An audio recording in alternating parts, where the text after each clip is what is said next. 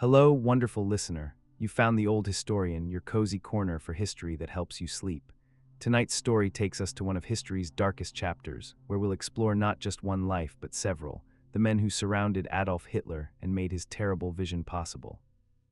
This isn't a story of heroes. It's a story about how ordinary people, some intelligent, some ambitious, some seemingly unremarkable, chose to enable one of history's greatest evils. It's about Hermann Göring, the decorated war hero who built an empire of cruelty. Heinrich Himmler, the failed chicken farmer who orchestrated genocide. Joseph Goebbels, the brilliant propagandist who weaponized words. And others who, through their choices, helped create the machinery of the Holocaust. Understanding how this happened, how educated, cultured people from good families could participate in mass murder, is one of the most important lessons history offers us.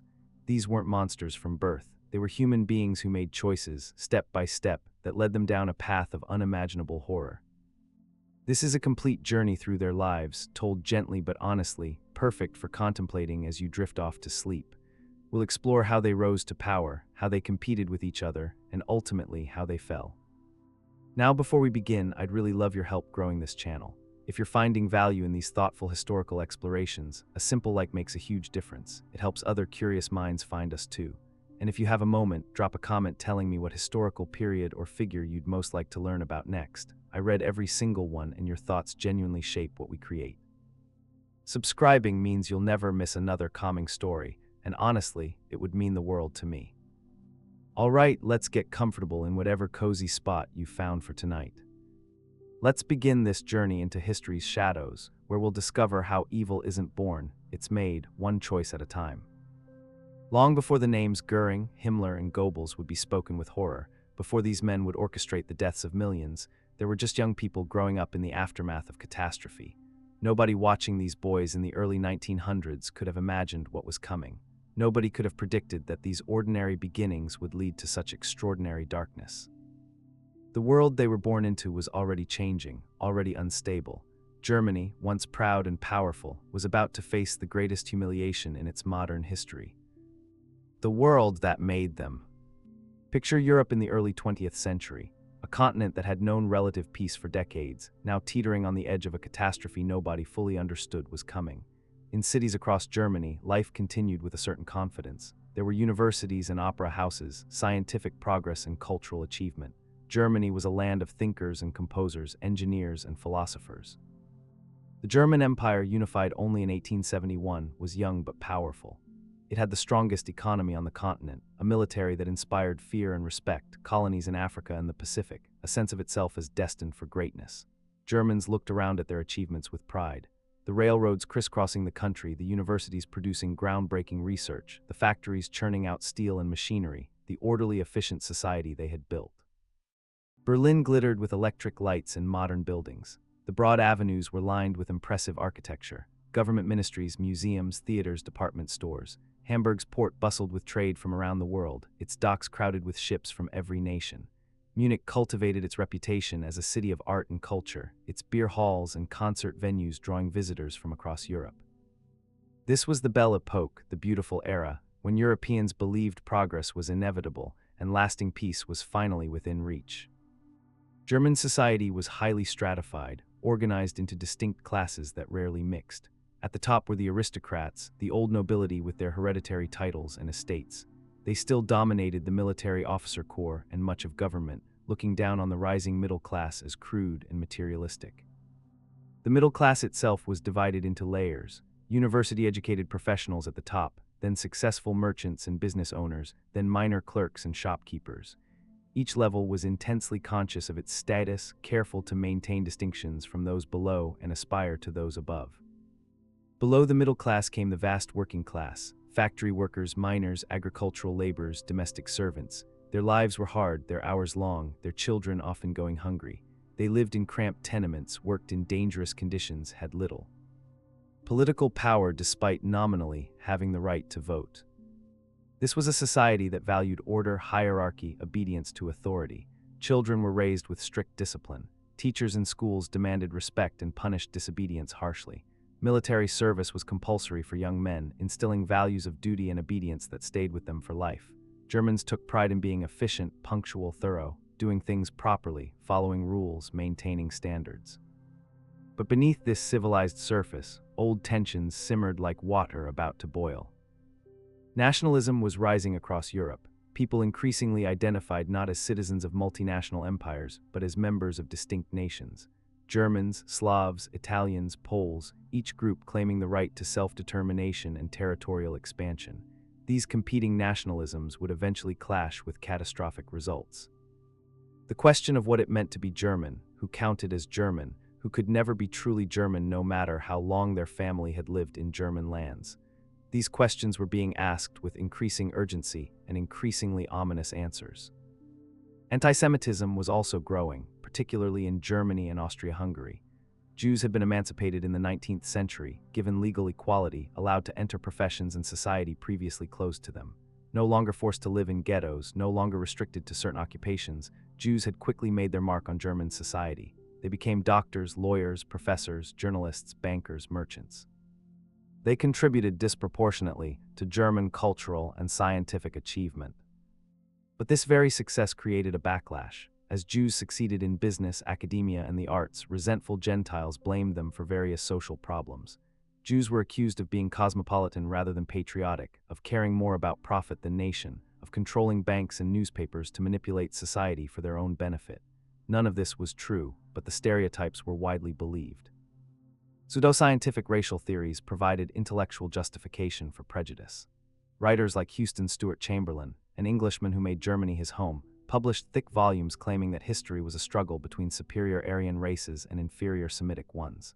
They argued that Jews were biologically incapable of loyalty or honor, that they represented a racial pollution that threatened pure German blood, that mixing with Jews would weaken and destroy the German people. These ideas were taken seriously by educated people. They weren't considered fringe theories but respectable scholarship, taught in universities, discussed in salons, absorbed into the thinking of a generation. Young men studying at prestigious universities were exposed to these racial theories as scientific fact, not as the pseudoscientific nonsense they actually were. Political parties formed around anti-Semitism as a central principle. Newspapers printed cartoons depicting Jews as parasites, as puppet masters controlling world events, as eternal outsiders who could never be true Germans. This poisonous rhetoric was becoming normalized, accepted, even fashionable in certain circles. This was the world into which the men of Hitler's inner circle were born, a world of rigid hierarchies and simmering resentments, of scientific racism and aggressive nationalism, of military glory and economic competition. It was a world that seemed stable and prosperous on the surface, but was actually a powder keg waiting for a spark. Hermann Göring was born on January 12, 1893, in Rosenheim, Bavaria, into a family that embodied the German officer class. His father was a former cavalry officer who had served as the first governor-general of German Southwest Africa, what we now call Namibia. Hermann grew up in the shadow of empire, in grand houses that spoke of military tradition and colonial power. From his earliest days, he knew what it meant to command, what it felt like to believe in German superiority. The young Hermann was sent to military boarding school, where discipline and duty were drilled into him alongside mathematics and literature. He learned to stand at attention, to obey orders, to see the world through the lens of rank and hierarchy. These weren't just lessons, they were the foundation of his identity. Heinrich Himmler arrived in the world on October 7, 1900 in Munich, the son of a schoolteacher. His father was strict, traditional, deeply Catholic, a man who believed in order, in following rules, in knowing one's place in society. Young Heinrich was sickly as a child, often ill, kept apart from rougher games and sports. While other boys ran wild, Heinrich studied. Reading voraciously, keeping detailed diaries, developing the meticulous, bureaucratic mind that would later turn mass murder into an administrative problem to be solved with efficiency. He dreamed of being a soldier like his older brother, but his weak health seemed to deny him even this.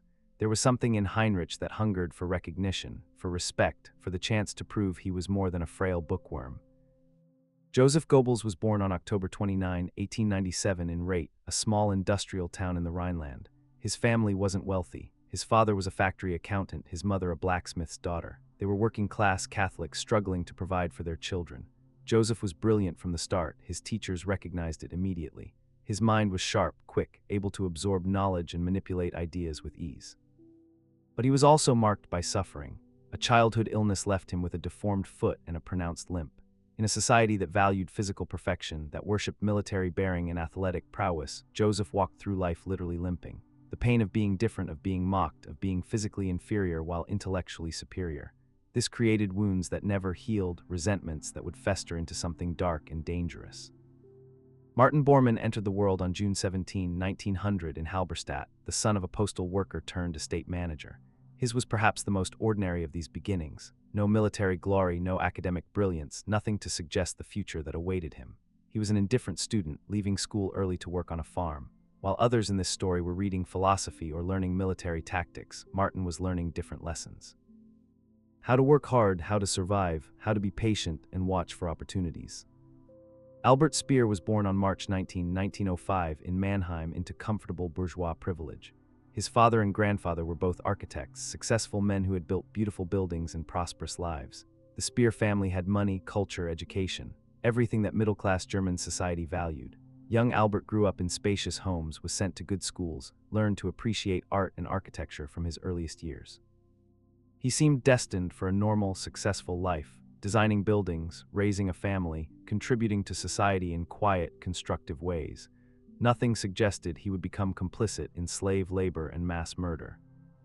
Reinhard Heydrich was born on March 7, 1904 in Halle into a family of musicians. His father ran a conservatory, composed operas, moved in cultural circles. Young Reinhard grew up surrounded by music, violin lessons, opera performances, the refined world of high culture. He was tall, blonde, athletic, everything the Germans would later fantasize about when they imagined their master race. But there was also a shadow over the Heydrich family. Rumors, whispered suggestions that perhaps they had Jewish ancestry. In a society increasingly obsessed with racial purity, even the hint of such a thing could destroy a family's standing. Whether the rumors were true or not hardly mattered. What mattered was that young Reinhard grew up knowing he might have to prove himself, to demonstrate his German credentials beyond any doubt. Rudolf Hess was born on April 26, 1894 in Alexandria, Egypt, where his father ran a successful import-export business. He didn't see Germany until he was a teenager, when he was sent to boarding school in the fatherland. For young Rudolf, Germany was almost a fantasy land. The homeland he'd heard about but never really known, a place of belonging he had to learn. These were the boys who would become Hitler's inner circle, some privileged, some poor, some brilliant, some merely ambitious. They were born into different circumstances, different cities, different social classes, but they shared one thing. They would all come of age in the catastrophe of World War I. The war that broke everything.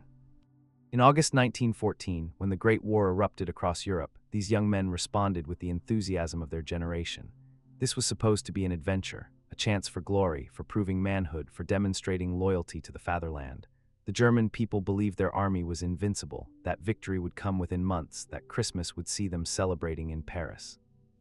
Hermann Göring, 21 years old, immediately joined the infantry. He had been trained for this moment his entire life, but the infantry of World War I wasn't the cavalry charges of his father's generation. It was trenches, barbed wire, machine guns, poison gas. After months of brutal ground combat, Hermann transferred to the Air Force, becoming a fighter pilot in what was then the romantic arm of warfare. In the skies above France, Hermann Göring found his true calling. Here, combat was individual, almost chivalrous.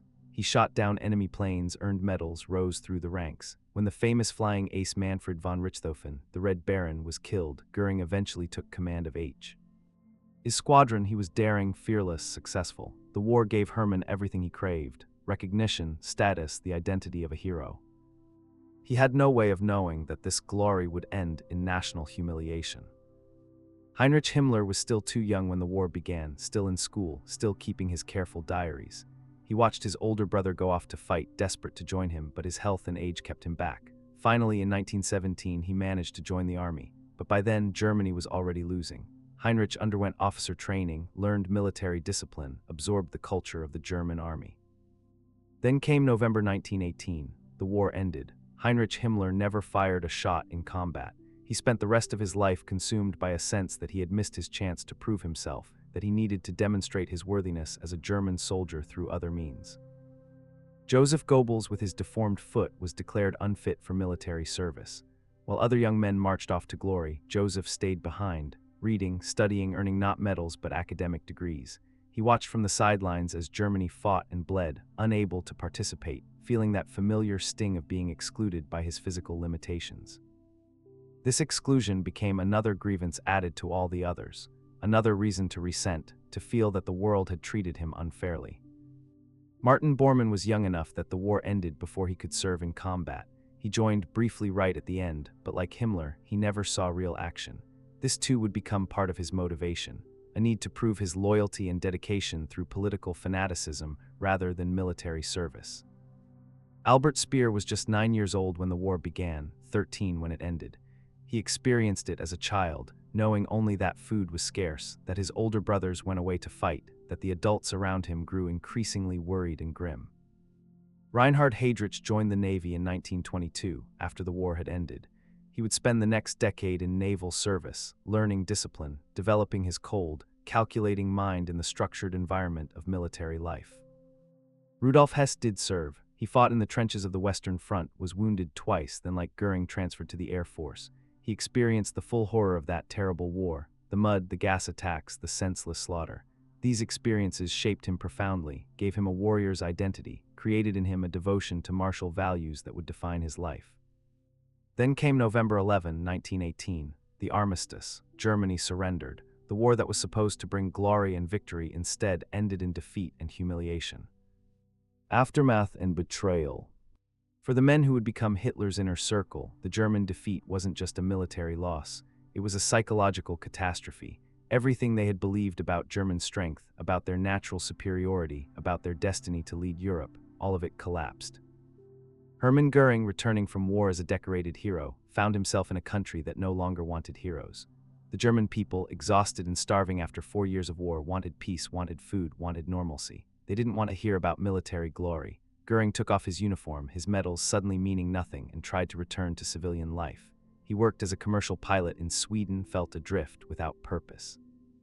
The Treaty of Versailles, signed in June 1919, seemed designed to humiliate Germany. The country lost territory, lost its colonies, was forced to accept guilt for starting the war, was required to pay massive reparations. The German military was reduced to a tiny force, forbidden to have aircraft, tanks, or a large navy. All the institutions that men like Göring and Hess had served, all the traditions they valued, were destroyed by treaty provisions. Many Germans couldn't accept this. They looked for someone to blame, and they found convenient scapegoats. A myth began to spread through defeated Germany. The idea that the army hadn't really lost the war. How could it have? The German soldiers were still fighting when the armistice was declared, still holding positions, still capable of fighting on. No, according to this myth, Germany had been stabbed in the back, betrayed by politicians, by communists, by Jews who had undermined the war effort from within. This stab in the back legend was false. Germany had clearly lost militarily, but people who need to explain catastrophic defeat often prefer comforting lies to painful truths. Heinrich Himmler returned from his abbreviated military service to find chaos. Germany wasn't just defeated, it was in revolutionary turmoil. The Kaiser had abdicated, the monarchy collapsed, communist uprisings erupted in cities across the country. Heinrich enrolled at the Technical University of Munich to study agronomy, farming, and agriculture, but his real education was happening in the streets, where various factions fought for Germany's future. He joined the Freikorps, paramilitary groups of former soldiers who organized to fight communists and protect the established order. In these organizations, Heinrich found the military camaraderie he had missed during the war. He found purpose, belonging, a way to be a soldier even though the war was over. Joseph Goebbels, meanwhile, pursued his academic career with furious intensity. He earned a doctorate in literature from Heidelberg University in 1921, writing his dissertation on romantic drama. Dr. Joseph Goebbels, a man of culture, of intellect, of refined literary taste. But his academic credentials didn't bring him the career he expected. He applied for positions at newspapers, tried to become a writer, sought any avenue that would recognize his brilliance and talent. Again and again, he was rejected. The positions he wanted, the recognition he craved, they eluded him. And Joseph, nursing all his old resentments about his physical disability, about his working-class background, began to blame others for his failures. He began to blame the Jews. Martin Bormann, barely out of his teens, drifted from job to job. He worked on farms, joined a Freikorps unit, got involved in right-wing political violence. In 1924, he was convicted as an accomplice to murder, a brutal political killing that left a man dead. Bormann served a year in prison, a sentence that should have marked him as a violent criminal. Instead, it became a credential in certain circles, proof of dedication to the cause.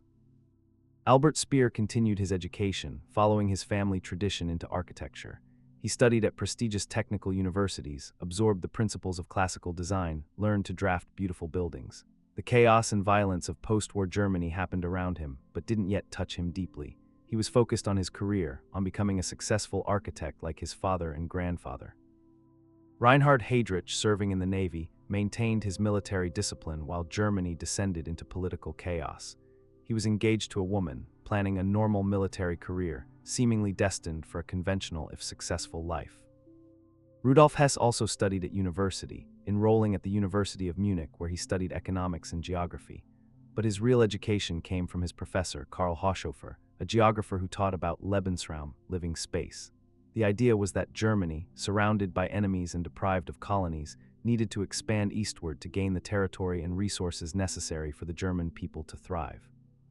This wasn't just academic theory to Hess. It was a vision of national redemption, a way to reverse the humiliation of Versailles. All these men were drifting in the aftermath of catastrophe, nursing grievances, looking for explanations, for someone to blame, for a way forward, for meaning and purpose in a world that seemed to have fallen apart. Then they found, or were found by, a small political party meeting in Munich beer halls, a party with a leader who could articulate all their resentments, all their dreams of German revival, all their rage at what had been lost. They found Adolf Hitler, or perhaps more accurately, Hitler found them. In the chaos of post-war Munich, among dozens of small radical parties competing for attention, one group stood out for the raw power of its speaker. When Adolf Hitler addressed a crowd, people didn't just listen, they felt something. His voice reached deep into the anger and humiliation that haunted defeated Germany, gave it form, gave it direction, promised that all their pain could be transformed into strength. One by one, the men who would become his inner circle heard that voice and recognized it as something they had been searching for. Hermann Göring returned to Munich in 1921, restless and dissatisfied with civilian life. The morphine he had been prescribed for war injuries had become an addiction, though he didn't yet recognize it as such. He was a hero without a war, a warrior without a battlefield, a man whose entire identity had been built around military glory in a nation that now forbade military glory. On a November evening in 1921, Göring attended a political meeting where Adolf Hitler was speaking.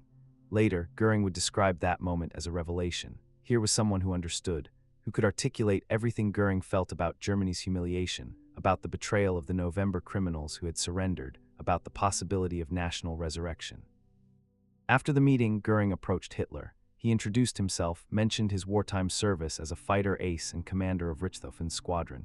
Hitler's eyes lit up. Here was exactly what his movement needed. Decorated war heroes gave legitimacy, attracted others, demonstrated that the Nazi Party wasn't just a collection of malcontents, but included Germany's finest warriors. Göring joined the Nazi Party immediately, becoming member number 3256.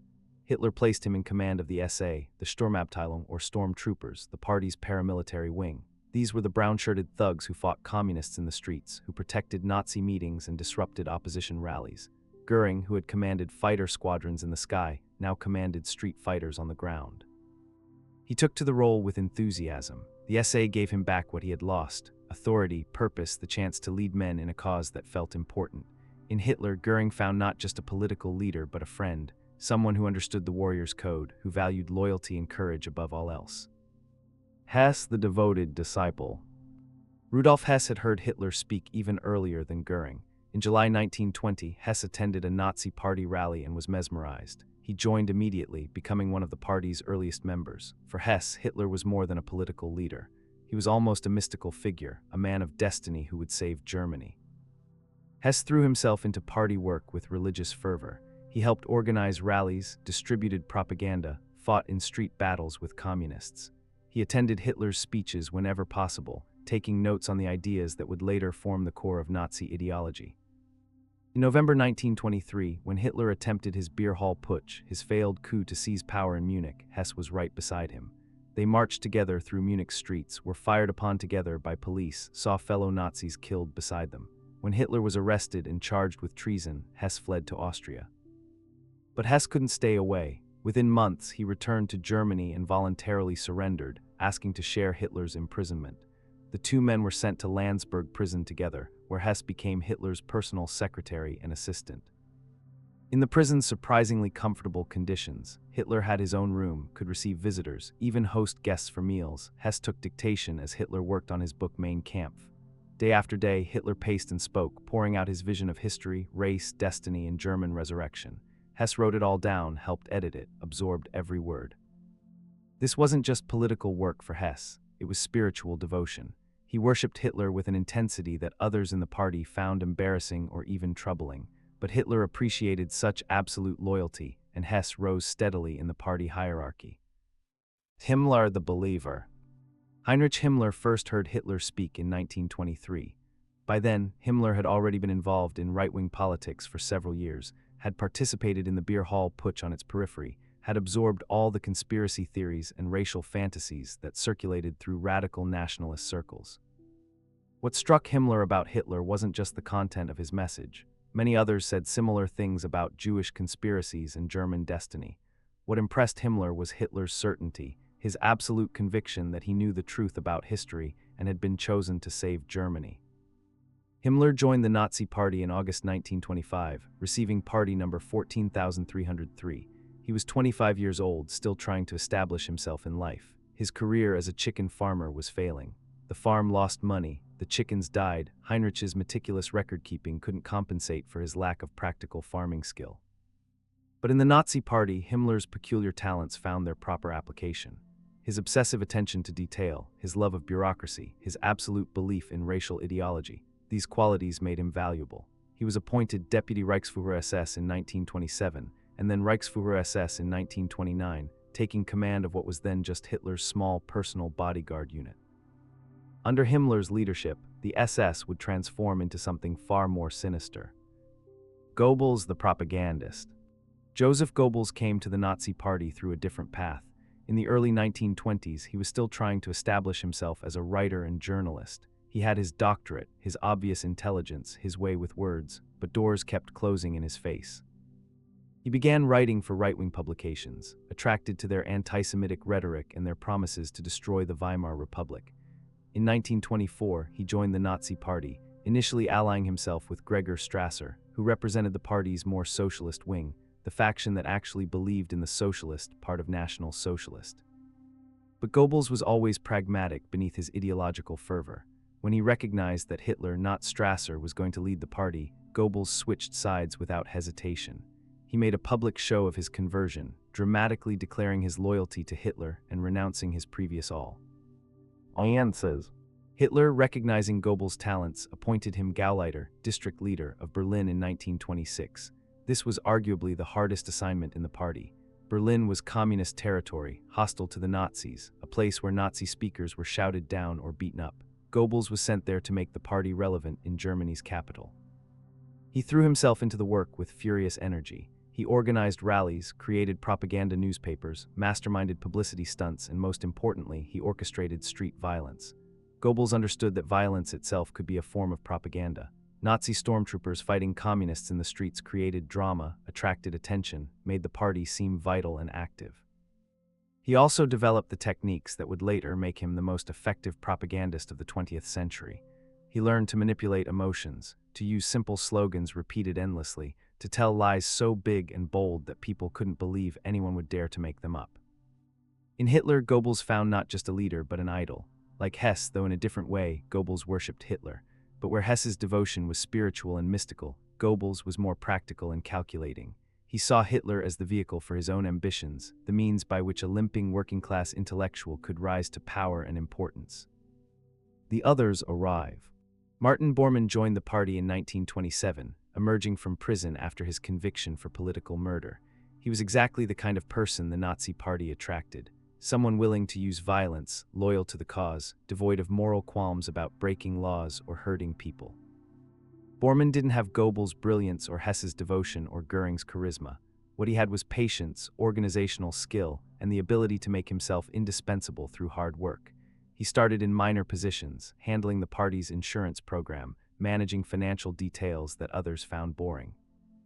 While flashier personalities grabbed headlines, Bormann quietly made himself essential to the party's operations. Albert Speer heard Hitler speak at a university rally in 1930. Speer was 25 years old, newly qualified as an architect, teaching at the Technical University of Berlin. He wasn't particularly political, wasn't driven by the same resentments and grievances that consumed others in Hitler's circle.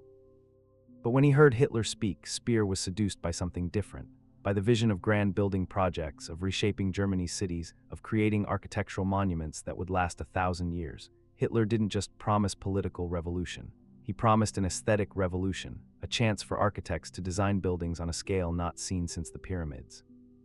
Speer joined the party a few months after that rally in 1931. His talent soon caught Hitler's attention.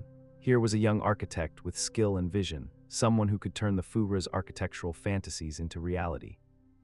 Reinhard Heydrich came to the party through the most unusual route of all. In 1931, he was forced to resign from the Navy in disgrace. He had gotten engaged to one woman while still involved with another, a scandal that the Navy's honor court found intolerable. Suddenly, at age 27, Heydrich found himself unemployed, his carefully planned military career destroyed. His fiancée, Lena, had connections to the Nazi Party. Through her, Heydrich secured an interview with Heinrich Himmler, who was looking for someone to organize an intelligence service for the SS. During the interview, Himmler asked Heydrich how he would set up such a service. Heydrich, with no experience in intelligence work whatsoever, improvised brilliantly. He described an organization based on the spy novels he'd read, and Himmler, who also had no real knowledge of intelligence work, was impressed. Heydrich was hired on the spot. It was perhaps the most consequential job interview in history. The pattern emerges. By the early 1930s, Hitler's inner circle had taken shape. Each man had found in Hitler something he needed. Göring needed glory and purpose after war. Hess needed a prophet to follow. Himmler needed an ideology to believe in. Goebbels needed a vehicle for his ambitions. Bormann needed an organization to serve. Speer needed grand architectural visions. Heydrich needed a new career. They were different types of men with different talents and motivations, but they shared certain qualities that made them useful to Hitler and dangerous to the world. They were intelligent without being wise, educated without being moral, ambitious without being ethical. They could organize, administrate, plan, and execute. They were willing to break laws, to use violence, to abandon conventional morality in service of what they believed was a higher purpose, the resurrection of German power and the purification of the German race. Most important. In TLY, they were willing to follow. For all their individual talents, none of them believed they were destined to lead. They found meaning not in their own ambitions, but in Hitler's vision. They would compete with each other for Hitler's favor, would undermine and sabotage each other, would build rival empires within the Nazi state, but they would all remain fundamentally subordinate to the Führer. This subordination wasn't weakness, it was a kind of strength. By surrendering their individual wills to Hitler's leadership, they freed themselves from doubt, from moral qualms, from the burden of making the hardest decisions themselves. Hitler would decide what was necessary, would take responsibility for the consequences. They merely had to obey, to implement, to make his vision real. They didn't yet understand where this path would lead, how obedience to Hitler would transform them from opportunists and true believers into executioners and war criminals, how their administrative skills would be turned to organizing genocide, how their intelligence would be weaponized for evil. But the pattern was already set, the choices had been made, the men who would enable Hitler's evil had found their calling. All they needed now was the opportunity to seize power. The year 1929 brought catastrophe to the world. Not military catastrophe this time, but economic. The American stock market crashed in October, and the tremors rippled across the Atlantic, hitting Germany with particular force. Banks failed, businesses collapsed, unemployment soared. Within a year, millions of Germans were out of work, standing in bread lines, watching their savings evaporate. For the Nazi Party, this was opportunity disguised as disaster. Crisis as catalyst. Germany's economy had been fragile since the war, propped up by American loans, burdened by reparations payments, never truly recovering its pre-war strength. When the global economy collapsed, Germany fell harder than most other nations. The unemployed walked the streets by the millions, their families going hungry, their futures seemingly destroyed. The Weimar Republic's democratic government seemed powerless to help. The politicians in Berlin debated and squabbled while people suffered. For Germans who had never fully accepted democracy, who associated it with defeat and humiliation, this failure seemed to confirm what they had always suspected: that democracy was weak, that only strong authoritarian leadership could save the nation. The Nazi Party had been small and marginal throughout the prosperous mid-1920s. In the 1928 elections, they won barely 2% of the vote, capturing just 12 seats in the Reichstag, Germany's parliament. They were a fringe group, dismissed by mainstream politicians as insignificant radicals. But the Depression changed everything. Joseph Goebbels, overseeing Nazi propaganda, recognized the opportunity immediately. He crafted messages that spoke directly to people's suffering and fears. The democracy has failed you. The politicians have betrayed you. Only strong leadership can restore order and prosperity. Vote for Hitler, and Germany will be great again. The message resonated. In the September 1930 elections, the Nazis exploded from 12 seats to 107 seats, becoming the second largest party in Germany. Suddenly, the fringe movement was a major political force. Hermann Göring won election to the Reichstag in this campaign, giving the party a war hero in parliament, someone who could speak with the authority of military glory. He worked the corridors of power, making connections with industrialists and aristocrats, presenting the Nazis as a bulwark against communism rather than just another radical party. For wealthy Germans were terrified of communism. They watched the Soviet Union with horror, knowing that if communists took power in Germany, everything they owned could be seized. Better the Nazis, even if they were crude and violent, than the communists who promised to destroy private property entirely. Money began flowing into Nazi coffers, from industrialists who feared communism, from business owners who wanted someone to crush labor unions, from wealthy conservatives who thought they could control Hitler and use him for their own purposes. They were catastrophically wrong about that last part. Building the machinery. As the party grew, its internal structure became more complex and more powerful. Each member of Hitler's inner circle carved out his own domain, building little empires within the larger Nazi movement. Heinrich Himmler expanded the SS from Hitler's small bodyguard unit into a state within a state. Where the SA under Ernst Röhm was a mass movement of street fighters, rowdy and hard to control, Himmler's SS was selective, disciplined, fanatical. He recruited men based on racial criteria. They had to prove their Aryan ancestry, had to meet physical standards, had to demonstrate absolute loyalty to Hitler. Himmler was developing something new, an elite organization bound not by traditional military loyalty, but by ideological fanaticism and racial mythology. SS men swore personal oaths to Hitler, pledged to obey his orders without question, saw themselves as a racial vanguard protecting German blood purity. It was deeply strange, almost cult-like, but it was also effective. The SS became Himmler's personal instrument, loyal to him because he was loyal to Hitler, ready to carry out any order no matter how extreme. Reinhard Heydrich, working under Himmler, built the SD, the Sicherheitsdienst or Security Service, into an intelligence organization that spied on everyone, including other Nazis. Heydrich established files on party members, gathered compromising information, created a system of surveillance and blackmail that made him one of the most feared men in the movement. He was brilliant at this work, cold, calculating, utterly without empathy or moral restraint.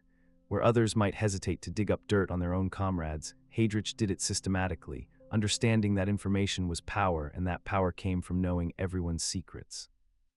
Joseph Goebbels refined his propaganda machine, learning what worked and what didn't. He discovered that people responded to simple messages, to emotional appeals, to repetition. Tell a lie big enough and repeat it often enough, he believed, and people will accept it as truth. He also understood the power of spectacle. Massive rallies with thousands of people, torchlight parades, martial music, flags and symbols designed to overwhelm rational thought with emotion. Going to a Nazi rally wasn't supposed to be an intellectual experience. It was meant to be visceral, emotional, tribal. You went as an individual and left feeling part of something larger than yourself. This was manipulation of the highest order, but it was also effective. Martin Bormann worked in the background, handling administrative details that others found boring. He managed party finances, organized Hitler's personal affairs, took care of logistics and operations. While flashier personalities grabbed attention, Bormann made himself indispensable through quiet competence. He also began to understand something crucial, that controlling access to Hitler meant controlling information flow, and controlling information flow meant controlling decisions. Bormann positioned himself as the funnel through which requests and reports reached the Führer, and this gave him far more power than his official position suggested. Albert Speer, still a relatively minor figure, began receiving architectural commissions from the party. His first major work was redesigning the Nazi party headquarters in Berlin, then creating the stage designs for the 1933 Nuremberg rally. Hitler was delighted with Speer's work. Here was someone who understood that architecture was about more than function. It was about creating awe, about making people feel small in the presence of something grand and eternal. Speer and Hitler spent hours together discussing architectural plans, fantasizing about the buildings they would construct once the Nazis came to power. For Hitler, these conversations were escape from political struggles. For Speer, they were the beginning of a relationship that would make him one of the most powerful men in Nazi Germany. The Röhrheim problem. But there was a complication in all this growth and success: Ernst Röhrheim and the SA. Röhrheim had known Hitler longer than almost anyone else in the party. He had been there from the beginning, had helped organize the Beer Hall Putsch, had built the SA into a massive force of several million men. The brown-shirted stormtroopers were the party's muscle, its street fighters, its revolutionary force. Röhrheim believed that when the Nazis came to power, the SA should become the core of a new German army, a people's militia that would replace the traditional officer class with loyal Nazis. He saw the SA not as a temporary political tool, but as the foundation of a new social order. This terrified the German military establishment. The generals watched the SA with growing alarm. These undisciplined thugs were not soldiers, could never be soldiers, would destroy everything the German army stood for. More importantly, the generals had the power to prevent Hitler from becoming chancellor if they chose to oppose him. Hitler faced a choice: loyalty to his old comrade Röhrheim, or the support of the army he would need to achieve his larger goals. It wasn't really a choice at all. Hitler would always choose power over friendship, pragmatism over sentimentality. But he didn't act immediately. For now, he let the tension simmer, let his subordinates begin maneuvering against Röhrheim while he focused on the larger prize. The final push. The elections of 1932 saw the Nazis become the largest party in Germany, though they never won an outright majority. Hitler demanded to be appointed chance. Lohr head of government, but President Hindenburg, the aging war hero who served as Germany's head of state, refused. He considered Hitler a dangerous upstart, an Austrian corporal presuming to lead Germany. But Germany was becoming ungovernable. Governments formed and collapsed within months. Street violence between Nazis and communists turned cities into war zones. The democracy was dying, paralyzed by economic crisis and political fragmentation. Conservative politicians, particularly Franz von Papen and others who thought they could control Hitler, began scheming. They convinced themselves that they could make Hitler chancellor, but limit his power by surrounding him with conservatives who would keep him in check. They would use Hitler's popularity but control his radicalism. On January 30, 1933, President Hindenburg gave in. He appointed Adolf Hitler Chancellor of Germany. The Nazis had won without firing a shot. Or rather, they had won by firing many shots over the years, by beating opponents in the streets, by creating an atmosphere of crisis and violence that made any alternative seem preferable. But the final victory came through legal means, through democratic procedures, through the votes of desperate Germans who wanted anyone, to fix the economy and restore order. When Hitler emerged from the presidential palace as chancellor, his followers erupted in celebration. Thousands marched through Berlin in torchlight parades, cheering their Führer, convinced that Germany's resurrection had begun. In the crowd were Göring, Hess, Goebbels, and the others who had worked for this moment. They had reached for power and they had grasped it. Now came the question of what they would do with it. Consolidating control. Hitler was chancellor, but he wasn't yet dictator. Germany still had a constitution, still had courts and laws, still had opposition parties that could theoretically challenge him. The conservative politicians who had helped him to power still believed they controlled the situation. They were about to learn how catastrophically wrong they were. On February 27, 1933, the Reichstag building, the Parliament building, burned. A young Dutch communist was arrested at the scene and charged with arson. Whether he actually set the fire or was framed by the Nazis remains disputed by historians, but the political effect was immediate and devastating.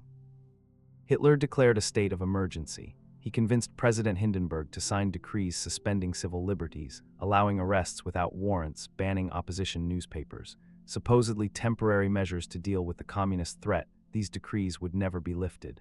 They became the legal foundation for Nazi dictatorship. Hermann Göring, who had been appointed Minister of the Interior for Prussia, immediately used his new powers to purge the police and civil service. He fired officials suspected of disloyalty and replaced them with Nazis. He created auxiliary police forces made up of SA men, giving stormtroopers official status to arrest and intimidate opponents. Joseph Goebbels became Minister of Public Enlightenment and Propaganda, a position created specifically for him. He immediately set about taking control of all German media, newspapers, radio, film, theater, publishing. Within months, every form of public communication in Germany would be under Nazi control, transformed into a tool for spreading Hitler's message and suppressing dissent. Heinrich Himmler became police chief in Bavaria, then gradually expanded his authority across Germany. Working with Reinhard Heydrich, he began arresting thousands of opponents: communists, socialists, trade union leaders, journalists, anyone who had spoken against the Nazis. They weren't charged with crimes or given trials. They simply disappeared into a new kind of facility that Himmler had created: the concentration camp. The first concentration camp opened at Dachau in March 1933, just weeks after Hitler became chancellor. It wasn't yet a death camp, that would come later, but it was a place where enemies of the state could be held indefinitely, without legal recourse, subjected to brutal conditions designed to break their spirits. The message was clear: opposition to the Nazis would not be tolerated. Speak against Hitler and you might find yourself in Dachau, beaten by guards, forced into labor, never knowing if you would be released or when. In March 1933, the Reichstag passed the Enabling Act, which gave Hitler the power to make laws without Parliament's approval. The vote was preceded by SA stormtroopers surrounding the building and threatening any delegates who might vote against it. Most of the communist delegates had already been arrested. The Social Democrats voted against it anyway, knowing it would cost them, and they were right. Within months, all opposition parties would be banned and their leaders imprisoned or exiled. Germany was no longer a democracy. Within weeks of Hitler becoming chancellor, it had become a dictatorship, and the men of Hitler's inner circle had claimed their positions of power. Göring was president of the Reichstag, minister-president of Prussia, and head of the newly created Luftwaffe, the Air Force, when Hitler violated the Treaty of Versailles by announcing Germany would rebuild its military. Himmler commanded the SS and controlled the concentration camps, building a police state within the state. Goebbels controlled all media and culture, turning Germany into a nation where only one voice could be heard: Hitler's voice, amplified through Goebbels' propaganda machine. Hess was deputy Führer, officially second in command, though his actual power was limited. Speer was becoming Hitler's personal architect, already working on plans for massive building projects. And Bormann was quietly working his way closer to Hitler, handling the details of his personal life, making himself indispensable. But there was still one obstacle to absolute power: Ernst Röhrheim and the SA. The summer of 1934 would define what the Nazi regime really was, would reveal that it recognized no law except the Führer's will, would demonstrate that no one was safe from its violence, not even those who had been part of the movement from the beginning. It was the moment when Hitler's followers learned that loyalty to the Führer was a one-way street. The Röhrheim dilemma. By mid-1934, Ernst Röhrheim commanded the SA, a force of over 3 million men, far larger than Germany's official army. The SA had been crucial to the Nazi seizure of power, providing the muscle for street violence, intimidation, and revolutionary enthusiasm. But now that the Nazis controlled the government, the SA's continued existence posed a problem. Röhrheim still dreamed of his second revolution. He wanted the SA to replace the traditional army, wanted to purge the aristocratic officer class and create a true people's militia. He spoke openly about this, growing increasingly frustrated that Hitler seemed more interested in consolidating power than in radical social transformation. The German generals were horrified by this prospect. They had tolerated Hitler's appointment as chancellor only because they believed he would rebuild German military power and maintain traditional military structures. If Röhrheim got his way, everything they valued would be destroyed. They made their position clear to Hitler: the SA must be brought under control or there would be consequences. At the same time, other members of Hitler's inner circle saw opportunity in Röhrheim's vulnerability. Hermann Göring resented Röhrheim's independent power base.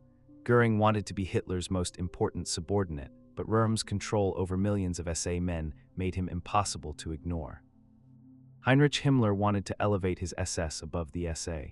As long as Röhrheim commanded the larger organization, the SS would remain subordinate, but if Röhrheim could be eliminated, the SS could take its place as the party's elite force. Reinhard Heydrich, working for Himmler, began compiling a dossier on Röhrheim. He gathered evidence, some real, much fabricated, suggesting that Röhrheim was planning a coup against Hitler. The evidence was largely nonsense, but it didn't need to be true. It just needed to give Hitler justification to act. Joseph Goebbels, despite having worked closely with Röhrheim in the past, also turned against him. Goebbels was a pragmatist above all. If Röhm's fall meant advancement for Goebbels, then Röhm would have to fall. They all fed Hitler's suspicions, constantly whispering warnings about Röhm's disloyalty, about the SA's revolutionary tendencies, about the threat to Hitler's leadership. And Hitler, who valued power above all else and had never truly trusted anyone, began to listen. Planning the purge. In June 1934, Hitler met with military leaders aboard the cruiser Deutschland. The generals made clear their position. Either the SA would be brought under control, or the army would not support Hitler when President Hindenburg died. And Hindenburg was dying. The old man was 86 and failing health would not live much longer. When he died, Hitler wanted to merge the offices of President and Chancellor, making himself absolute leader of Germany. He needed the army's support to do this, which meant Röhm had to go. Göring and Himmler were put in charge of planning the operation. Working with Heydrich, they drew up lists, not just SA leaders to be eliminated, but also other potential threats. Old political enemies, conservative politicians who had criticized Hitler, anyone who might pose a problem in the future. This would be a purge far broader than just dealing with the SA. They fabricated evidence of an SA plot, created documents suggesting Röhm was planning to seize power. It was all lies, but once the killing started, the truth wouldn't matter anymore. Himmler ordered his SS units to prepare. Göring mobilized Prussian police forces, everything W. As arranged in secret, with only a few dozen people knowing what was about to happen.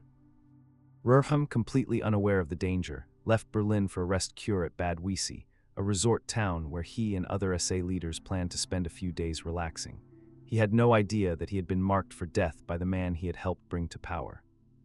On June 28, Hitler gave preliminary orders. SS units were placed on alert. Lists of targets were distributed to commanders. Everything was ready. Then came the weekend of June 30, 1934, a weekend that would be remembered as the Night of the Long Knives. The killing begins. Hitler flew to Munich early on the morning of June 30. He was accompanied by Goebbels and a small group of SS guards. At the Bavarian Interior Ministry, they met with local SA leaders who had been partying in the streets the night before, causing disturbances. Hitler flew into a rage, perhaps genuine, perhaps staged for effect, tearing the insignia from their uniforms, screaming about betrayal. Then he drove to Bad Wiessee, arriving at Röhm's hotel around 6:30 a.m. SS troops surrounded the building. Hitler personally entered Röhm's room, woke him up, and placed him under arrest. Other SA leaders were dragged from their beds, some with their male lovers. Röhm's homosexuality had been an open secret, and now it would be used as propaganda against him. The arrested men were transported to Munich's Stadelheim prison. Some were shot immediately.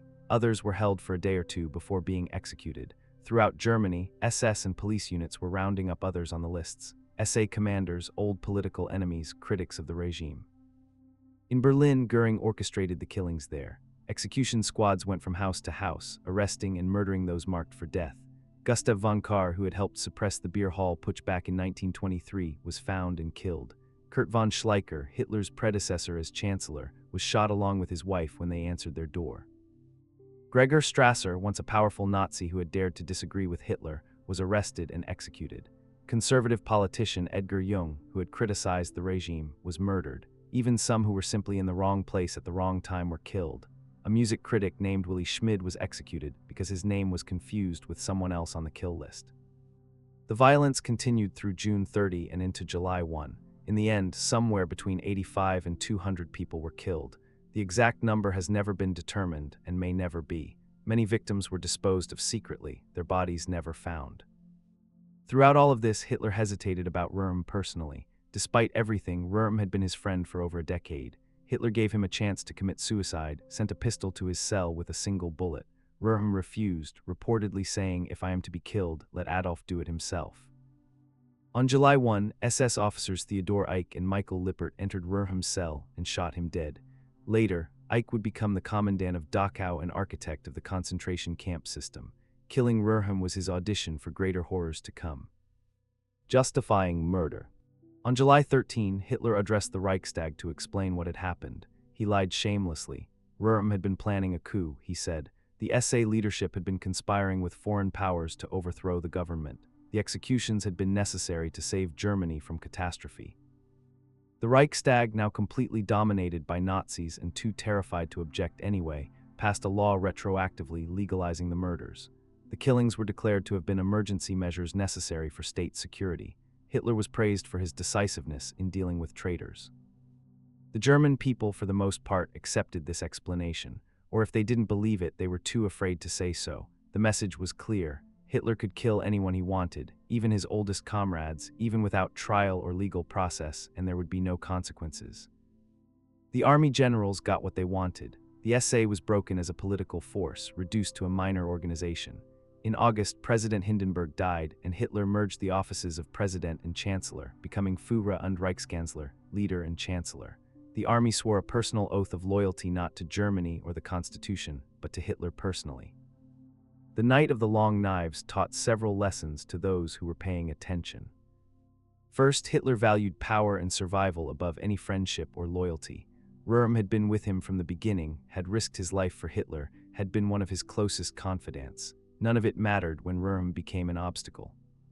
Second, the Nazi regime would murder without hesitation or legal restraint. If it could kill prominent SA leaders, conservative politicians, and bystanders with impunity, it could kill anyone. Third, those who had participated in the purge, particularly Göring, Himmler, and Heydrich, had proven themselves willing to commit mass murder on command. They had shown they would do anything Hitler ordered, no matter how brutal. And finally, the event demonstrated that the SS under Himmler had become the regime's primary instrument of violence, displacing the SA. The concentration camps, the internal security apparatus, the enforcement of Hitler's will, all of this now belonged to Himmler and Heydrich. Hitler's inner circle had passed a terrible test. They had proven they would kill for him, even kill their former comrades. They had crossed a line from political thuggery into state-sponsored murder, and having crossed that line once, crossing it again would be easier. With all obstacles to his authority removed, Hitler began transforming Germany at a breathtaking pace. And the men of his inner circle, having proven their loyalty through murder, now claimed their rewards and began building their own empires within the Nazi state. Göring's many empires. Hermann Göring accumulated titles and positions like some men collect stamps. By 1936, he held so many official roles that few could keep track of them all. He was Minister-President of Prussia, Commander-in-Chief of the Luftwaffe, Plenipotentiary for the Four-Year Plan, essentially economic dictator of Germany, President of the Reichstag, Reich Master of the Hunt, and more. Each position brought power, and power brought wealth. Göring became fantastically rich, living in a vast estate called Karrenhall named after his first wife. The mansion was filled with looted art, fine furnishings, expensive hunting trophies. Göring, dressed in elaborate uniforms of his own design, wore jewelry and medals, lived a life of extraordinary luxury while preaching sacrifice to the German people. He was also increasingly addicted to the morphine he had been prescribed years earlier for his war injuries. The addiction affected his judgment, made him erratic and unreliable, but his early loyalty to Hitler protected him. The Führer remembered that Göring had been there from the beginning, and for a long time that counted for something. Göring's Luftwaffe became a showcase for Nazi Germany.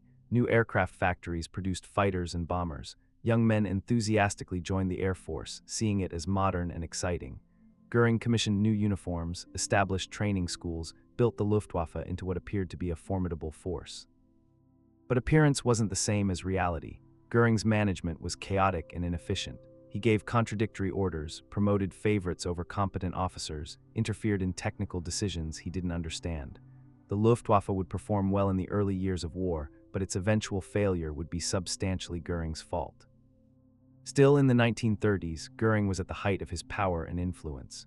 He was Hitler's most visible subordinate, the public face of Nazi success, a larger-than-life figure who embodied the regime's combination of military glory and civilian power.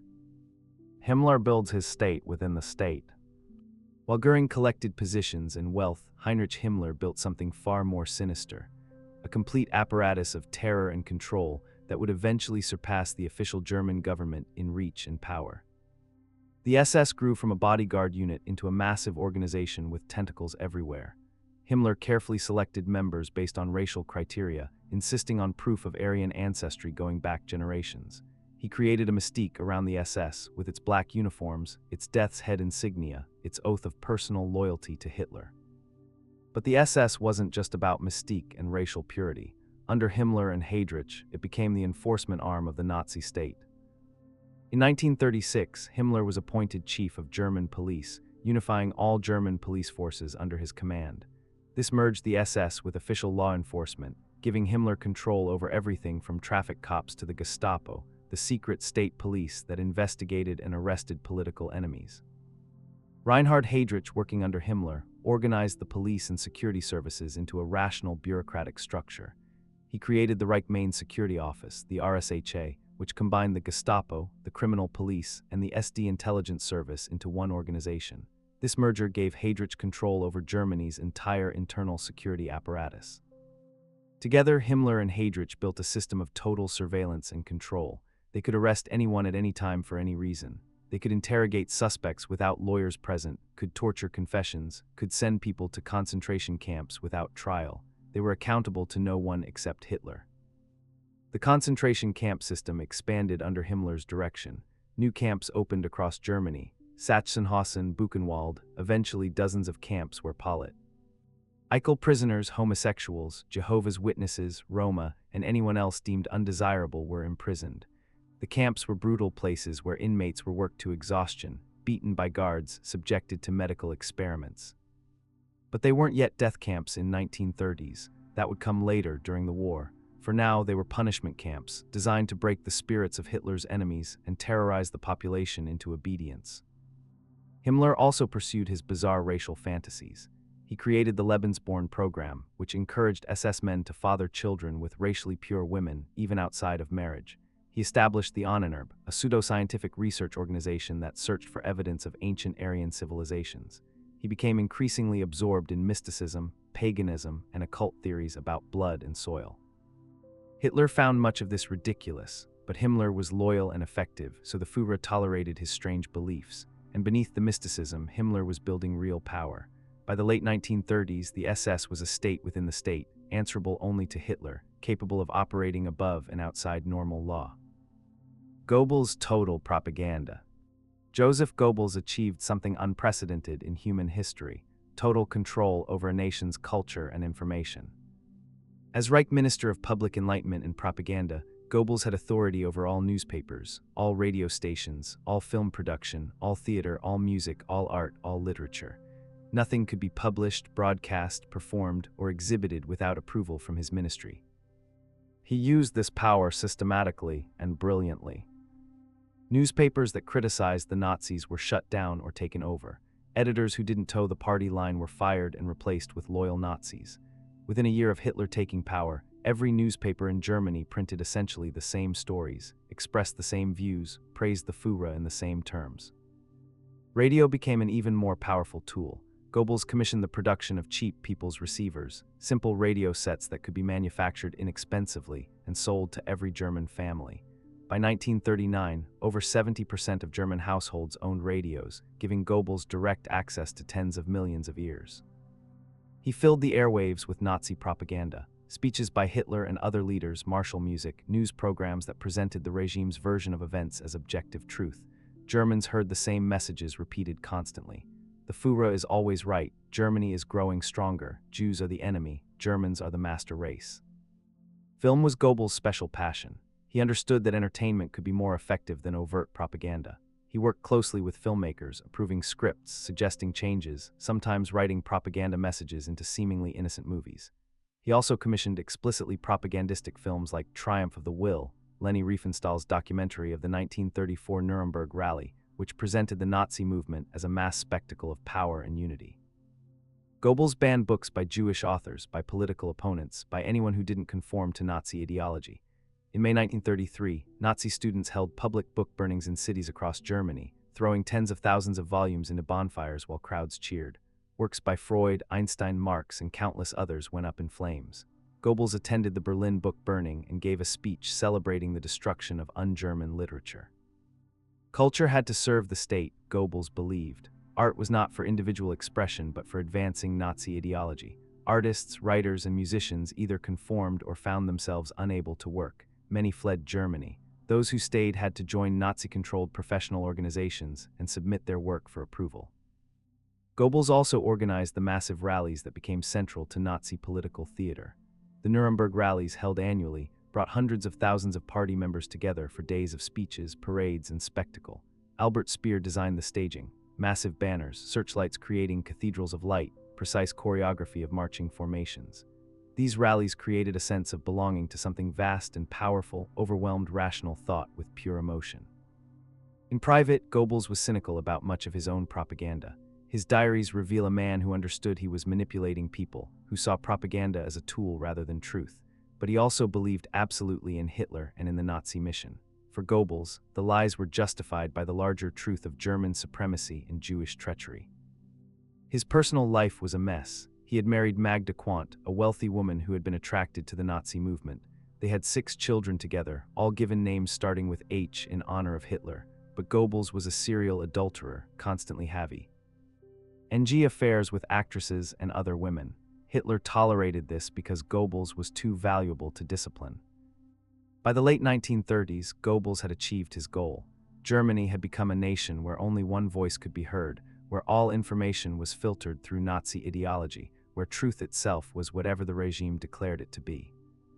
Speer becomes Hitler's architect. Albert Speer's relationship with Hitler was different from the others in the inner circle. While Göring, Himmler, and Goebbels dealt with politics, police work, and propaganda, Speer dealt with Hitler's personal passion, architecture and building. Hitler had always fantasized about being an architect himself. In his youth, he had tried to enter art school and failed, but he never stopped drawing buildings, sketching grand monuments, imagining a rebuilt Germany with cities of marble and granite. In Speer, Hitler found someone who could make these fantasies real. Speer was talented, hard-working, and most importantly, he shared Hitler's taste for monumental classical architecture. The two men spent countless hours together, drawing up plans, discussing building materials, fantasizing about future projects. Speer's first major commission was the Tribune at the Nuremberg Rally Grounds, completed in 1934. Hitler loved it. This led to more work, designing the new Reich Chancellery in Berlin, creating plans for a complete redesign of Germany's capital city. The Germania Project, as it was called, would have transformed Berlin into a world capital worthy of Hitler's thousand-year Reich. Speer designed an enormous domed assembly hall that would hold 180,000 people, 16 times larger than St. Peter's Basilica in Rome. He planned a grand boulevard 7 kilometers long lined with massive government buildings.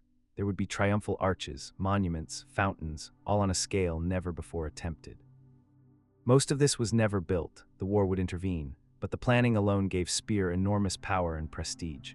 He was made Inspector General of Building for Berlin, giving him authority to demolish entire neighborhoods, evict thousands of people, and commandeer resources for his projects. Speer claimed later that he was apolitical, that he was just an architect doing his job, that he wasn't really part of the Nazi system. This was a lie. Every building Speer designed served Nazi ideology. The massive scale of his work was meant to make individual humans feel small and insignificant compared to the state. His plans required the demolition of Jewish-owned properties and the eventual use of slave labor. But in the late 1930s, Speer was just a rising star, a young architect who had won Hitler's favor and was living his professional dreams. The moral reckoning would come later. Bormann positions himself. While others grabbed headlines and built visible empires, Martin Bormann worked quietly in the background, consolidating power through control of access and information. After Rudolf Hess became Deputy Führer in 1933, he needed a chief of staff, someone to handle paperwork, coordinate with other departments, manage the daily operations of the party chancellery. Bormann took that job and transformed it into something far more significant.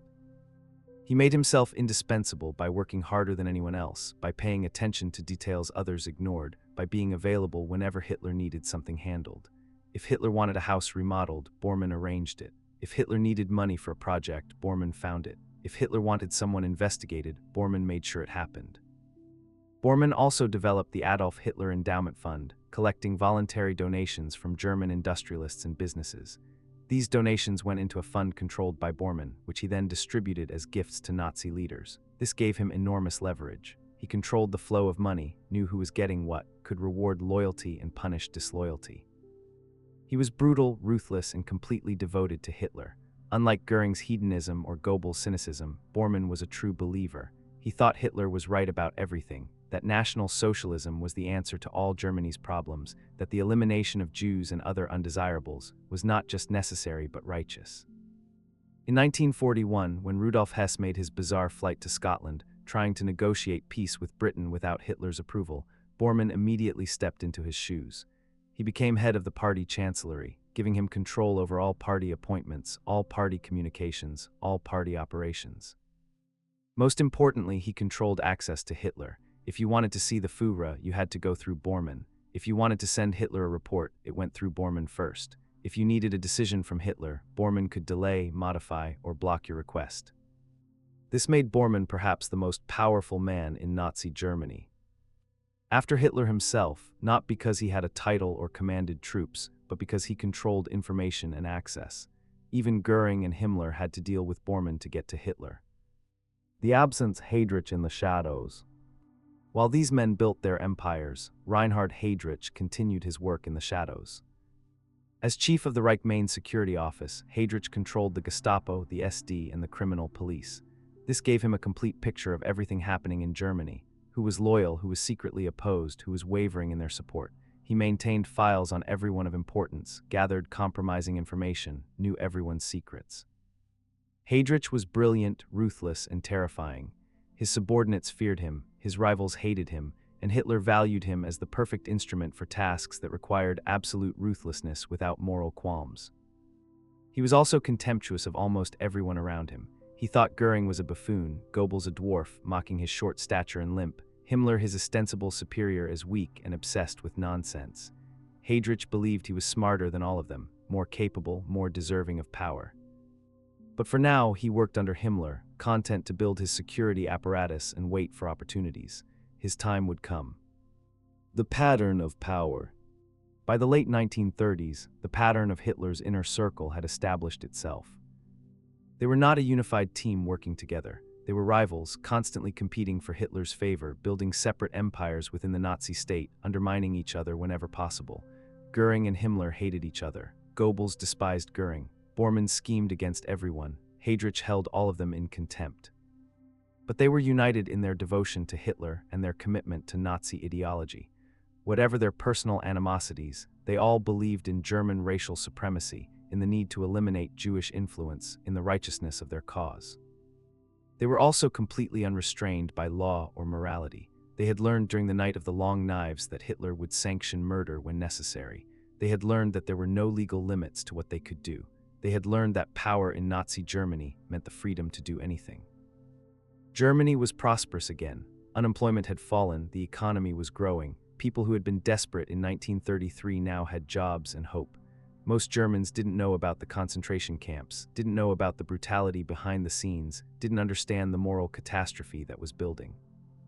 But the men of Hitler's inner circle knew. They were building it.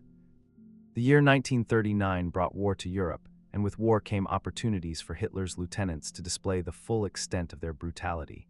The invasion of Poland was not just a military campaign. It was the beginning of a racial crusade that would consume millions of lives. The war begins. When German tanks rolled into Poland on September 1, 1939, they were followed by special SS units called Einsatzgruppen, mobile killing squads. Reinhard Heydrich had created and organized these units with a specific mission: to eliminate Poland's leadership class, intelligentsia, clergy, and Jews. The Einsatzgruppen moved behind the advancing army, rounding up teachers, priests, lawyers, doctors, political leaders, anyone who might organize resistance or preserve Polish identity. They lined them up and shot them in mass executions. Thousands died in the first weeks of the invasion. This was something new: organized, systematic murder as official state policy, carried out by educated men with military precision. The commanders of these units weren't psychopaths or criminals. They were SS officers, lawyers, professionals who had been convinced that such killing was necessary for Germany's security. Heinrich Himmler observed some of these executions personally, watching as men, women, and children were shot and fell into mass graves. He became physically ill at one execution, nearly vomiting, but he didn't order it stopped. He just told his men that they were doing difficult but necessary work for Germany. Hermann Göring became the economic plunderer of occupied territories. As plenipotentiary for the four-year plan, he organized the systematic looting of Poland and later other conquered countries. Art treasures, industrial equipment, raw materials, food, everything of value was seized and sent to Germany. Göring personally selected art for his own collection, becoming one of history's most successful art thieves. When France fell in 1940, Göring and other Nazi leaders descended on Paris like locusts, looting museums and private collections. Göring acquired hundreds of paintings, sculptures, and other artworks, many stolen from Jewish collectors who had fled or been murdered. The betrayal of Hesse. In May 1941, an event occurred that shocked everyone: Rudolf F. Hess, deputy Führer and one of Hitler's oldest followers, flew solo to Scotland. Hess had become increasingly marginalized in the Nazi hierarchy. While Göring, Himmler, and Goebbels commanded vast organizations and influenced policy, Hess's role as deputy Führer was largely ceremonial. Real power had passed to others, particularly to Martin Bormann, who had become Hess's chief of staff and was systematically taking over his functions. Hess believed he could change this, could win back Hitler's favor through a dramatic gesture. He would fly to Britain and negotiate peace. Germany was planning to invade the Soviet Union that summer, and Hess thought ending the war with Britain would allow Germany to focus on defeating communism. On May 10, 1941, Hess climbed into a Messerschmitt fighter plane and flew to Scotland, planning to parachute near the estate of the Duke of Hamilton, whom he believed led a pro-peace faction in British politics. It was a fantasy. Hamilton had no such influence, and Britain had no intention of making peace with Hitler. Hess parachuted out of his plane and was immediately captured by Scottish farmers and turned over to authorities. The British were baffled. Here was Hitler's deputy, one of the most powerful men in Nazi Germany, suddenly appearing in Scotland with a bizarre peace proposal. Hitler's reaction was fury mixed with humiliation. He declared Hess insane, ordered the arrest of Hess's staff, and moved quickly to erase Hess from Nazi history. Photos showing Hess were confiscated, his name was removed from documents, he became a non-person. And Martin Bormann stepped into his role. Bormann became head of the party chancellery, assuming all of Hess's former powers and more. It's unclear whether Bormann had deliberately undermined Hess or simply took advantage of the opportunity, but the result was the same. Bormann became one of the most powerful men in Nazi Germany. Hess spent the rest of the war as a British prisoner and the rest of his life in prison, eventually dying at age 93 in 1987. His flight to Scotland remains one of World War II's strangest episodes. Operation Barbarossa. On June 22, 1941, Germany invaded the Soviet Union in Operation Barbarossa, the largest military operation in human history, involving over 3 million German soldiers advancing on a front thousands of miles long. For Hitler's inner circle, this was the beginning of what they had always wanted: a war of racial extermination against Slavic peoples and communism. The Einsatzgruppen followed the army into Soviet territory, now with explicit orders to kill all Jews. They moved from town to town, rounding up Jewish populations and shooting them in mass executions. At Babi Yar ravine near Kiev, over 33,000 Jews were murdered in just 2 days. At countless other locations, similar massacres occurred. The numbers were staggering. By the end of 1941, the Einsatzgruppen had murdered over 1 million people. But this method was slow, required many personnel, and was psychologically difficult even for hardened SS men. Some executioners suffered nervous breakdowns, turned to alcohol, or simply refused to continue. Himmler and Heydrich began looking for more efficient methods of killing. The Wannsee Conference. On January 20, 1942, Reinhard Heydrich convened a meeting at a villa in the Berlin suburb of Wannsee. He had invited senior officials from various government ministries and SS departments, 15 men in total, most of them lawyers or civil servants, many with university degrees. The purpose of the meeting was to coordinate the final solution to the Jewish question, bureaucratic language for organizing the systematic murder of every Jew in Europe. Heydrich presented the plan methodically, using careful language that obscured what was really being discussed. Jews would be evacuated to the east, meaning transported to death camps. Those capable of work would be worked to death. The rest would be killed immediately. Any survivors would be given appropriate treatment, meaning murdered, to prevent any new Jewish revival. The officials at the meeting raised practical questions about implementation. What about Jews married to non-Jews? How would different government departments coordinate? What about Jews in neutral or allied countries? These were bureaucrats discussing genocide as if it were a logistics problem, which to them it was. The meeting lasted just 90 minutes. There was no debate about whether this should be done. That had already been decided by Hitler. The Wannsee Conference was about coordination, about making sure all the different parts of the German government worked together to accomplish mass murder efficiently. After the meeting, work began in earnest on building and expanding the death camps. The death camps. Camps like Auschwitz-Birkenau, Treblinka, Sobibor, and Belzec were built or expanded specifically for mass murder. These weren't concentration camps Here prisoners were worked to exhaustion. These were factories of death, designed to kill as many people as possible as quickly as possible. Jews were transported to these camps in sealed freight cars, packed so tightly that many died during the journey. Upon arrival, they were sorted. Those who looked capable of work were sent to one side, to be worked to death over weeks or months. The rest, children, the elderly, the weak, were sent immediately to gas chambers disguised as showers. They were told they were being disinfected, told to remember where they left their belongings so they could reclaim them after their shower. Then the doors were sealed and Zyklon B gas was dropped through vents in the ceiling. Death came within minutes, but it wasn't instant. People suffocated slowly, clawing at each other in panic as they fought for air. After they were dead, special prisoner units called Sonderkommandos would enter the chambers to remove the bodies, search them for hidden valuables, extract gold teeth, then drag them to crematoria to be burned. The Sonderkommandos themselves were periodically executed and replaced so that few would survive to testify about what they had witnessed. The scale was industrial. At Auschwitz alone, over 1 million people were murdered, Jews primarily, but also Roma, Soviet prisoners of war, political prisoners, and others. Across all the death camps, the total reached approximately 3 million killed through gassing, with another 3 million killed by Einsatzgruppen shooting, death marches, starvation, disease, and other means. 6 million Jews dead, 2/3 of Europe's Jewish population exterminated in just a few years. And the men of Hitler's inner circle made it happen. Himmler commanded the entire apparatus of murder. He visited concentration camps, gave speeches to SS men praising their difficult work, maintained the ideological fanaticism that justified genocide. Heydrich coordinated the bureaucracy of death until his assassination by Czech resistance fighters in June 1942. His death didn't slow the Holocaust. The machinery of murder he had organized continued operating without him. In his memory, the Nazis named the operation to exterminate Polish Jews, Action Reinhard. Adolf Eichmann, working under Heydrich, and then his successor Ernst Kaltenbrunner, organized the transportation of Jews to death camps, calculating train schedules, coordinating with various governments, managing the logistics of transporting millions of people to their deaths. Goebbels promoted the Holocaust through propaganda that dehumanized Jews, presented them as a threat to be eliminated rather than people being murdered. His films, newspapers, and radio broadcasts created a climate where ordinary Germans could know about or participate in genocide without feeling they were doing anything wrong. Bormann signed decrees and orders related to the treatment of Jews, handled communications about the Holocaust, ensured that Hitler's wishes regarding the Jewish question were transmitted and implemented. And Speer, Albert Speer, the architect who claimed to be apolitical, who said later he didn't know about the Holocaust. Speer knew. He attended meetings where the Holocaust was discussed. He used slave labor from concentration camps for his building projects.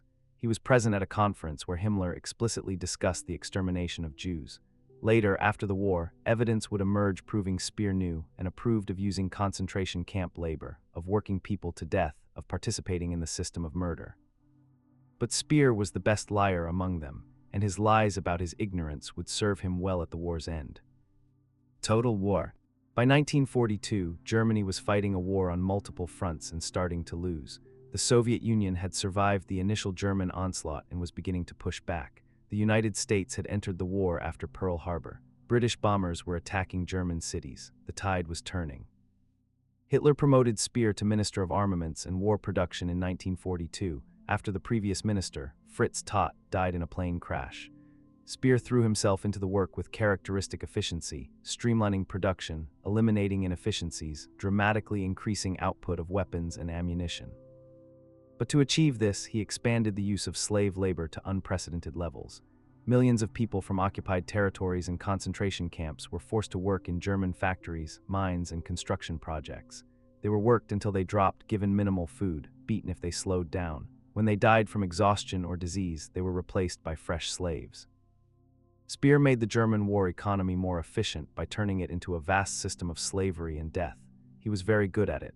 Production continued increasing even as Germany was being bombed and invaded, but this efficiency came at the cost of millions of lives. Goebbels, meanwhile, launched his total war campaign in 1943 after Germany's catastrophic defeat at Stalingrad. He gave his most famous speech, asking the German people, "Do you want total war? Do you want it, if necessary, more total and radical than anything that we can even imagine today?" The crowd, carefully selected for fanaticism, roared their approval. Goebbels had skillfully manipulated them into enthusiastically supporting their own destruction. Göring's power was waning. His Luftwaffe had failed to win the Battle of Britain in 1940, had failed to protect German cities from Allied bombing, had failed to supply the surrounded German army at Stalingrad. Hitler was losing faith in his old comrade, though he never formally stripped Göring of his positions. Göring retreated to his estates, indulging in his morphine addiction and his art collection, increasingly irrelevant to the actual conduct of the war. Himmler's power, conversely, continued to grow. The SS had its own army now, the Waffen-SS, which had grown from a few regiments into entire divisions of fanatically loyal troops. The SS controlled the concentration camps, the security services, the police. It was a complete state apparatus, parallel to but more powerful than the official German government. Bormann controlled access to Hitler, who was increasingly isolated in his various headquarters, cut off from the real situation, making decisions based on fantasy rather than reality. Bormann could control what information reached Hitler, could spin bad news to seem less terrible, could undermine rivals by controlling what Hitler knew about them. By 1944, Hitler's inner circle was running a regime that was simultaneously fighting a losing war and implementing genocide on an industrial scale. The two efforts competed for resources. Trains needed to transport troops were instead used to transport Jews to death camps. Materials needed for military equipment were used to build gas chambers. The Nazis were so committed to murdering Jews that they continued the Holocaust even when it hurt their ability to fight the war. It was evil on a scale hard to comprehend, organized by educated men, implemented by bureaucrats and professionals, justified by ideology that presented mass murder as necessary for national survival. The end came in the spring of 1945, but not before Hitler's inner circle faced the consequences of what they had built. The final madness. As Soviet armies pushed into Germany from the east and American and British forces advanced from the west, Hitler's regime entered its final phase of madness. In January 1945, Hitler moved into the Führerbunker beneath the Reich Chancellery in Berlin. With him went Martin Bormann, Joseph Goebbels, and a small staff of officers and secretaries. The bunker became Hitler's tomb, a claustrophobic underground fortress where the dictator spent his final months raging against the betrayals he imagined everywhere. Hermann Göring, sensing the end, tried to escape to Bavaria with some of his looted art collection. On April 23, he sent a telegram to Hitler suggesting that since Hitler was trapped in Berlin, perhaps Göring should assume leadership of the Reich. It was a reasonable question based on Göring's status as Hitler's designated successor, but Hitler saw it as betrayal. Bormann, always ready to eliminate a rival, showed the telegram to Hitler and suggested Göring was committing treason. Hitler, in his bunker paranoia, agreed. He ordered Göring arrested and stripped of all positions. Göring, who had been with Hitler since 1921, who had built the Luftwaffe and looted Europe, was cast aside at the end. Heinrich Himmler also tried to negotiate with the Allies, attempting to arrange a surrender that would preserve his own position. When Hitler learned of this, he went into a rage. The loyal Heinrich, who had been so fanatical, so devoted, had also betrayed him.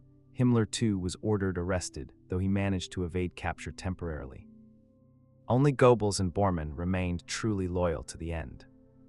On April 29, Hitler married Eva Braun, his longtime mistress, in a brief ceremony in the bunker.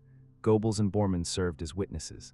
The next day, April 30, 1945, as Soviet soldiers fought their way through Berlin streets just blocks away, Hitler shot himself. Eva took cyanide. Their bodies were carried upstairs, doused in gasoline, and burned in the Reich Chancellery garden. Goebbels succeeded Hitler as Chancellor, as specified in Hitler's will. He held the position for exactly 1 day. On May 1, Goebbels and his wife Magda poisoned their 6 children, giving them sedatives mixed with cyanide, killing them all as they slept. Then Joseph and Magda went upstairs and had an SS officer shoot them both. The children were ages 4 to 12. Their names all began with H: Helga, Hildegard, Helmut, Holding, Hedwig, Heidrun, all dead because their parents were so devoted to Hitler they couldn't imagine living without him. Bormann tried to escape Berlin through the chaos of the Soviet assault. Most historians believe he was killed on May 2, though his body wasn't definitively identified until 1972. Some conspiracy theorists long claimed he had escaped to South America, but DNA testing eventually confirmed his death in Berlin. Himmler tried to disguise himself and blend in with fleeing refugees, but was captured by British forces on May 23. During a routine examination, he bit down on a cyanide capsule hidden in his mouth and died within minutes. He was 44 years old, the architect of the Holocaust, dead by his own hand. Göring survived to face trial. He was captured by American forces and transported to Nuremberg for the International Military Tribunal trial of major war criminals. Heydrich had died earlier in June 1942 after Czech resistance fighters ambushed his car in Prague. He survived the initial attack but died of blood poisoning a week later. His assassination prompted savage reprisals. The Nazis destroyed the village of Lidis, killing all the men and deporting the women and children. Heydrich received a state funeral attended by all the top Nazi leaders. He was 38 years old. Albert Speer was also captured and would face trial at Nuremberg. Unlike the others, Speer would survive. Nuremberg. The trials began in November 1945. 24 major Nazi leaders were charged with crimes against peace, war crimes, and crimes against humanity, though one committed suicide before trial and another was deemed too ill to stand trial, leaving 22 defendants. Hermann Göring was the most prominent defendant, and he faced the trial with defiant arrogance. He had lost weight during months in captivity and withdrawal from morphine, and he appeared sharper than he had been in years. During his testimony, he was articulate and unapologetic, defending the Nazi regime and his actions. But Göring couldn't escape the evidence. Films of concentration camps, testimony from survivors, documents bearing his signature ordering deportations and murders. He was found guilty on all counts and sentenced to death by hanging. 2 hours before his scheduled execution, Göring swallowed a cyanide capsule that he had somehow concealed during months of captivity. He died in his cell, cheating the hangman one final time. He was 53 years old. Rudolf Hess, who had spent the war as a British prisoner, was also at Nuremberg. He pretended to have amnesia for much of the trial, claiming not to remember his time as Deputy Führer, though he eventually admitted this was a ruse. He was found guilty of crimes against peace and conspiracy and sentenced to life imprisonment. Hess was sent to Spandau prison in Berlin, where he would spend the next 41 years. His sentence wasn't commuted even as other prisoners were released, largely because the Soviet Union blocked all attempts at clemency. He became the sole prisoner in Spandau, an old man guarded by troops from 4 nations, serving a life sentence for crimes committed decades earlier. In 1987, at age 93, Hess was found dead in Spandau's garden, hanged with an electrical cord. The official verdict was suicide, though conspiracy theories persist about whether he might have been murdered. Either way, he died the last prisoner of Nazi Germany's top leadership. Albert Speer was the only defendant at Nuremberg to express remorse. He accepted general responsibility for the regime's crimes, though he carefully avoided admitting to specific knowledge of the Holocaust. He portrayed himself as an apolitical technocrat, seduced by Hitler's architectural visions, who didn't really understand the moral horror of what he was participating in. This was mostly lies. Evidence that emerged later would show Speer attended meetings where the Holocaust was discussed, used concentration camp labor, and was fully complicit in the Nazi regime's crimes. But at Nuremberg, his expression of remorse and his carefully crafted testimony saved him from the death sentence. Speer was found guilty of war crimes and crimes against humanity, but not guilty of crimes against peace. He was sentenced to 20 years in prison and sent to Spandau along with Hess and 5 others. He served his full sentence and was released in 1966 at age 61. After his release, Speer wrote 2 books, Inside the Third Reich and Spandau, The Secret Diaries. These books presented his version of history, that he had been a naive architect seduced by Hitler's charm, ignorant of the Holocaust, only guilty of not asking questions he should have asked. These books made Speer wealthy and established what historians call the Speer myth. The idea that he was fundamentally different from the other Nazis, that he was redeemable, that his crimes were crimes of ignorance rather than malice. Modern historians have largely debunked this myth. Speer knew, Speer participated, Speer was complicit, but his ability to present himself as the good Nazi allowed him to live comfortably until his death in 1981 at age 76. Martin Bormann was tried in absentia at Nuremberg, though he was already dead at the time. He was convicted and sentenced to death, a sentence that would never be carried out since he was already buried in a shallow grave in Berlin. The other members of the inner circle had already died.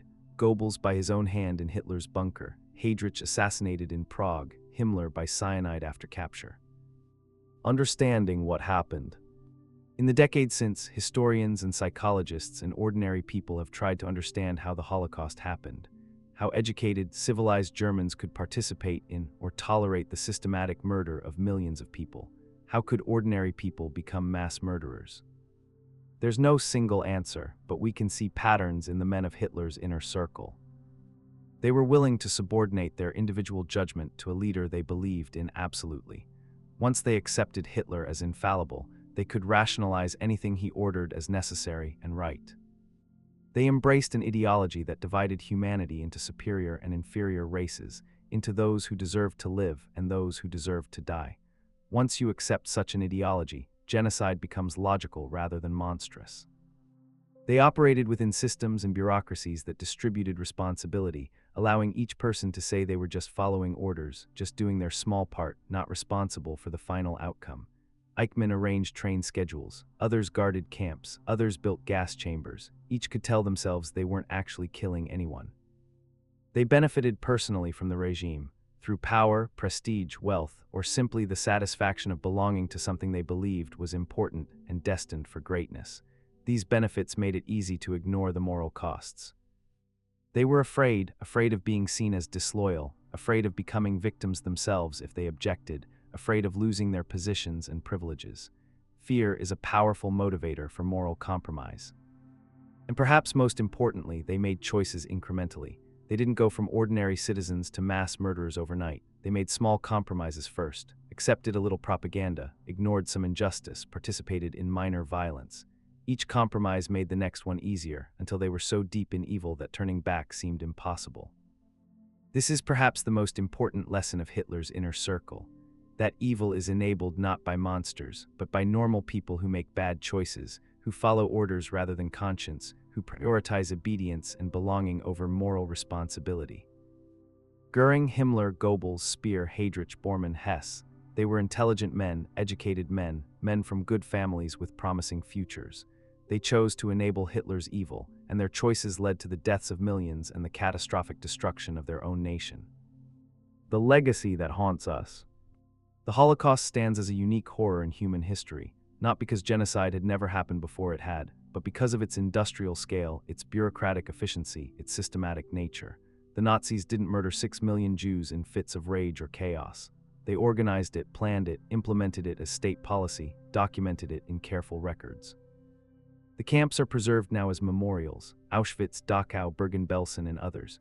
Millions of visitors walk through the grounds where millions died, seeing the barracks, the gas chambers, the crematoria. The piles of belongings, suitcases, shoes, eyeglasses, testify to the lives destroyed. The question that haunts these places is, how could this happen? How could a civilized nation do this? How could educated people participate? How could ordinary citizens tolerate it? The men of Hitler's inner circle show us the answer. They show us how ambition, ideology, obedience, and incremental moral compromise can lead even intelligent people to enable monstrous evil. They show us that we must always question authority, always maintain moral independence, always refuse to dehumanize others no matter what justifications were given. Their lives and deaths remind us that defending civilization requires more than laws and institutions. It requires individuals willing to say no, willing to resist, willing to choose conscience over obedience. It requires recognizing that just following orders is not a moral defense, that everyone is responsible for their choices and actions. Hitler needed his inner circle to implement his evil vision. Alone, he was just an angry man with twisted ideas, but Göring gave him legitimacy and connections. Himmler gave him the apparatus of terror. Goebbels gave him control over information and culture. Heydrich gave him the bureaucracy of death. Speer gave him grand architecture and efficient armaments. Production, Bormann gave him organizational control. Together, they made the unthinkable possible.